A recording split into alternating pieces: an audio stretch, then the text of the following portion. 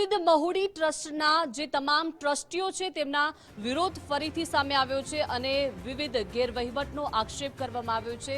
મહુડી ટ્રસ્ટના જે ટ્રસ્ટીઓ છે તેની આ માથાકૂટ સામે આવી છે। મંદિરના વર્તમાન ટ્રસ્ટીઓ પર મંદિરમાં ગેરવહીવટ થયો હોવાના આક્ષેપો કરવામાં આવ્યા છે। મહુડી ટ્રસ્ટમાં નાણાકીય ગેરરીતિ થઈ હોવાના પણ આક્ષેપો થયા છે। સંસ્થાના નાણામાંથી અંગત સ્વાર્થ માટે પ્રોપર્ટી ખરીદી હોવાના આક્ષેપ છે। ભૂપેન્દ્ર વોરા, કમલેશ મહેતા, વિનીત વોરા સામે આરોપ છે, તો સાથે સાથે વિજય શાહ સહિતના ટ્રસ્ટીઓ પર પણ આક્ષેપ થઈ રહ્યા છે। ટ્રસ્ટી ભૂપેન્દ્ર વોરાએ ટ્રસ્ટના નામે બંગલો, ગાડી વસાવી હોવાના પણ આરોપ છે। પોતાના અંગત કામો માટે સંસ્થાની પ્રોપર્ટી અને ગાડીઓનો ઉપયોગ કરવામાં આવ્યો છે। મંદિરના પૈસા અને ભગવાને ચડાવાતા વરખનો કોઈ હિસાબ નહીં તેવું પણ છે। માં જેટલા પણ નોંધાયેલા ટ્રસ્ટી છે તેમાંથી કોઈ પણ ટ્રસ્ટી આજમાં હયાત નથી, તે બધાના અવસાન થઈ ગયેલા છે। તેવી તકનો લાભ લઈ અમુક ગેરકાયદેસર ઈસમો જેમ કે કમલેશભાઈ મહેતા, મુકેશ મહેતા, રશ્મિ નટવરલાલ મહેતા, મહેશ મહેતા, ભૂપેન્દ્ર વોરા, વિનીત વોરા, વિજયભાઈ શાહ અને સંદીપભાઈ શાહ, આ 8 લોકોએ ભેગા મળી ખોટી રીતે ઠરાવો ઊભા કરી મોહડીના ટ્રસ્ટના લેટરહેડનો દુરુપયોગ કરી પોતાની જાતને ટ્રસ્ટી બનાવી ચેરિટી કમિશનરની કચેરીની અંદર ફેરફાર રિપોર્ટ દાખલ કરેલા છે।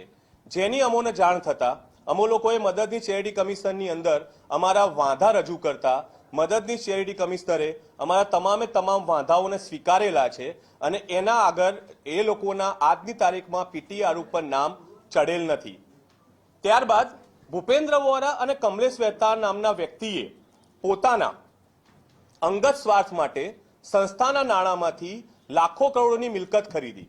એમાં એક મિલકત છે પાલડી પાસે ફતેનગર પોસ્ટ ઓફિસની સામે અશ્વિનની બારીમાં બંગલો, જેની કિંમત અંદાજે આશરે 7 કરોડ રૂપિયા છે। આ સિવાય એમને સુરતની અંદર એક ફ્લેટ ખરીદ્યો જેની કિંમત આશરે 2 કરોડ રૂપિયા છે। એમ અલગ અલગ પ્રોપર્ટી પોતે સંસ્થાના પૈસાથી સંસ્થાના નામે ખરીદી તેનો અંગત ઉપયોગ કરી રહેલા છે। જેની વિગતવાર અમે લોકોએ રજૂઆત આપણે જે પ્રેસ નોટ આપેલી છે એની અંદર મેં તમામ દસ્તાવેજી પુરાવા મૂકેલા છે।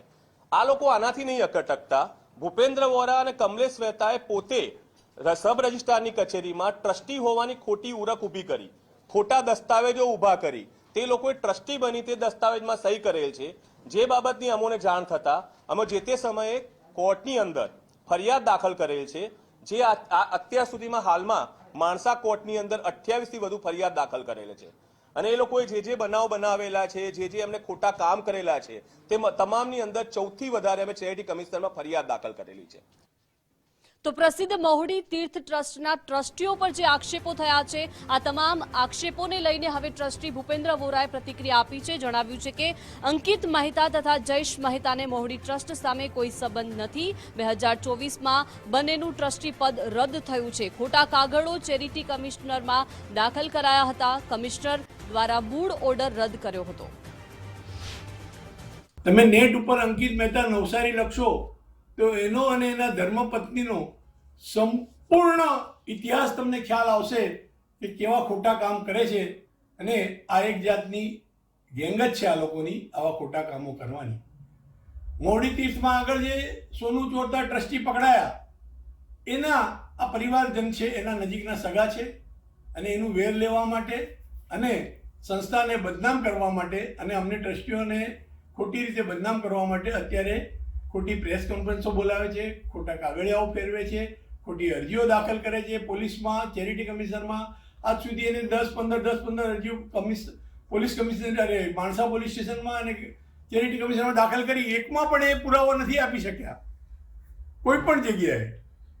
આ બંને જે દુષ્કૃત્યો કર્યા છે, હમણાં જ 2024માં એક ભાઈએ અમને કાગળ લખ્યો છે મુંબઈથી, એક ભાઈએ કે અમારી ત્યાંથી 30 ગ્રામ સોનું અને 511 ગ્રામ ચાંદીના સિક્કા બુદ્ધિસાગર ગુરુ મહારાજના કે અમારે જયંતિ આવે છે મહુડી ટ્રસ્ટી બનાવવા છે અને અમે મહુડી ટ્રસ્ટના ટ્રસ્ટી છીએ એમ કરીને લઈ ગયા અને કે તમને 8 દિવસમાં પાછા આપીએ છીએ, હજી એમણે આપ્યા નથી। વધુ માહિતી સાથે સંવાદદાતા નિકુંજ લાઈવ જોડાઈ ગયા છે। નિકુંજ, પ્રસિદ્ધ મહુડી તીર્થ ટ્રસ્ટના ટ્રસ્ટીઓ પર વિવિધ આક્ષેપો કરવામાં આવી રહ્યા છે, ગેરવહીવટના તેમના પર આક્ષેપો છે। શું આક્ષેપ પ્રત્યે આક્ષેપો થઈ રહ્યા છે? આખરે આ મામલો શું છે?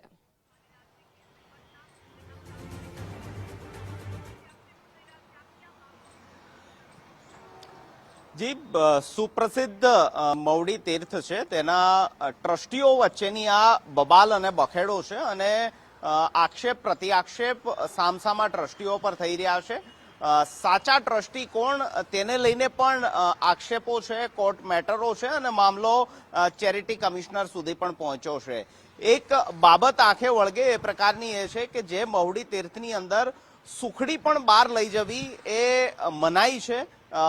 ધાર્મિક રીતે તે અમાન્ય છે, પાપ લાગે તે પ્રકારની લોકવાયકા છે, પરંતુ એ મંદિરનું સોનું, એ મંદિરના પૈસા, એ મંદિરની ગાડીઓ અંગત ઉપયોગ માટે લેવાતી હોય, અંગત કામગીરીની અંદર આ પૈસા વપરાતા હોય, સોનું ચોરાતું હોય, પૈસા ચોરાતા હોય, તે પ્રકારના પણ ભૂતકાળની અંદર વિડીયો પણ વાયરલ થયા હતા, સીસીટીવી પણ વાયરલ થયા હતા અને હવે આક્ષેપ પ્રત્યાક્ષેપ પણ થઈ રહ્યા છે. જે પૂર્વ ટ્રસ્ટી છે તેમના તરફથી આજે એક પ્રેસ કોન્ફરન્સ કરવામાં આવી હતી ને તે પ્રેસ કોન્ફરન્સની અંદર વર્તમાન 8 જેટલા અલગ અલગ ટ્રસ્ટીઓ છે તેમની સામે સીધા આક્ષેપ મૂકવામાં આવ્યા છે કે તેઓ મંદિરના પૈસાનો ગેરવહીવટ કરે છે, પોતાના અંગત સ્વાર્થ માટે અંગત પારિવારિક ઉપયોગ મંદિરના પૈસાનો થઈ રહ્યો છે.